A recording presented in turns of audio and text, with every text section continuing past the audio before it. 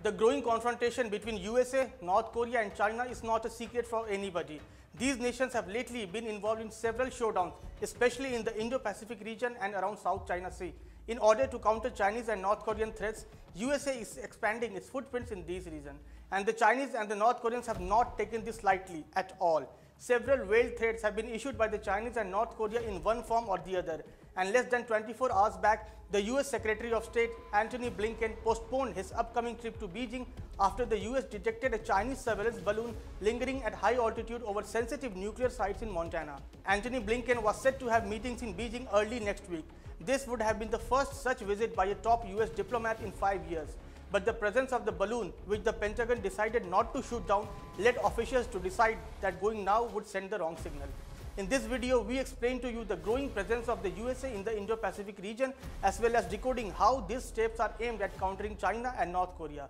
But before that, don't forget to like, share and subscribe to Oneindia. Let's talk about Philippines first. Recently, the US military managed to secure access to 4 additional bases in the Philippines. The United States already had access to 5 military bases in this nation. This makes total number of US bases in Philippines 9. These bases will offer the US military a bird's eye view of 2 very critical spots: the Taiwan Strait and disputed regions of the South China Sea.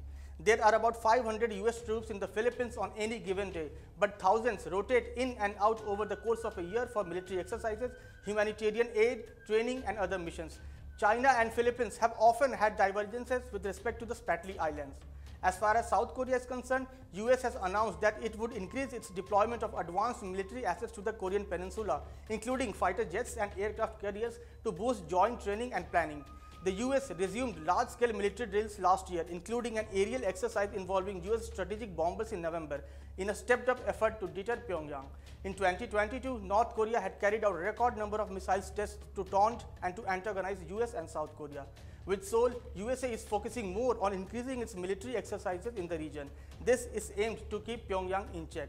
Then there is Japan. Last month, the US and Japan agreed to adjust the American troops' presence on the island of Okinawa in part to enhance anti-ship capabilities that would be needed in the event of a Chinese incursion into Taiwan or other hostile acts in the South or East China Sea.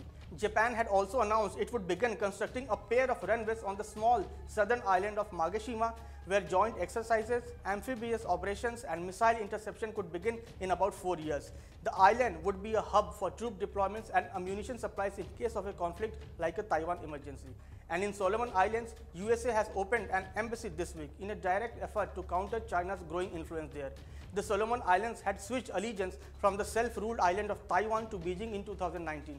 And last year, the Solomons signed a security pact with China, raising fears of a military buildup by Beijing in this region.